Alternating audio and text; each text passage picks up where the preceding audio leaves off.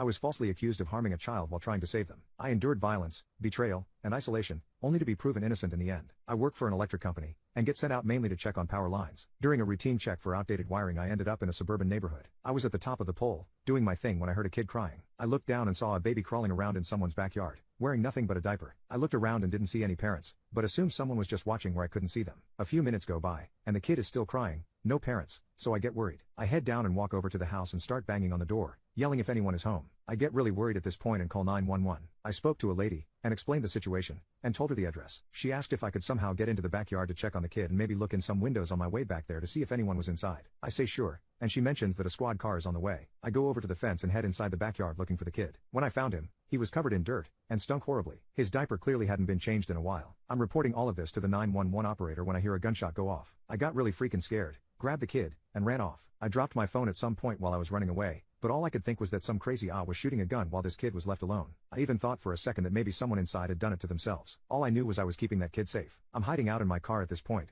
when I see the squad car pass by me and head straight for the house. As I approach, I see the cops talking to this couple that look messed up as hell. Dirty clothes, saggy eyes, they were clearly on something. Suddenly the woman turns towards me and starts screaming. The guy with her bolts straight at me and decks me in the face. Next thing I know, he's grabbing the kid and I'm getting cuffed by the cops. I was so out of it, and it wasn't until they were dragging me to their squad car that I managed to find my voice. I started explaining how I was the one who called 911. And I found the kid in the backyard all messed up. Someone shot at me, so I took him to safety until they could get here. The woman comes up, tears running down her eyes, saying their baby was not in that horrible condition when they last saw him. I said, yeah, no poop, because you left him outside. She starts insisting she would never do that to her baby, and that I must have done something horrible to the kid after stealing him right out of their backyard. The guy admits he did shoot at me, but because he saw me stealing his child. I tell the cops this is crazy, and they can just check with the 911 operator about the whole thing. The cops shoved me in the car and said they'd check my story, then went back to the parents. A few minutes later, both cops get back into the car and drive away, leaving the kid with the couple. I started freaking out, asking what was going on, and why they were leaving the kid with a couple that obviously ignored their child. They told me to shut up, and that a disgusting pig like me didn't deserve to speak, that I'd get my day in court, and I'd suffer in jail for what I had done.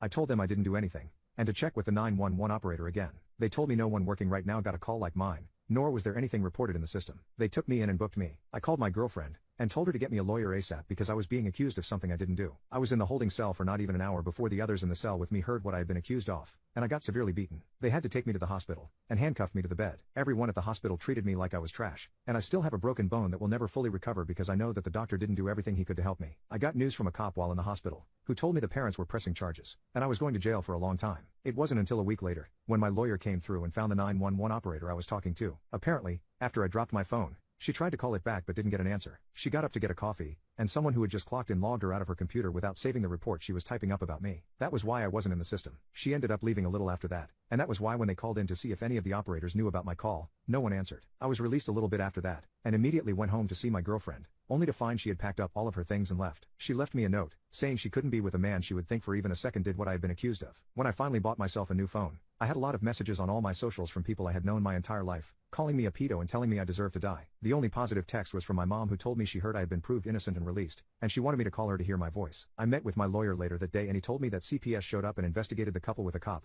only to find the couple passed out from shooting themselves up, and the baby, once again alone, in a soiled diaper. They took the kid into foster care and the couple got arrested. Their charge against me was dropped. He said I still had a court date, where the operator would have to testify about everything that happened, but that it was all going to be okay. I doubted that, since a lot of people in my life were still refusing to talk to me. Apparently, even if you are proven innocent, the feeling of disgust doesn't just go away once you've envisioned someone having done a horrible act. I can't really blame them, but still,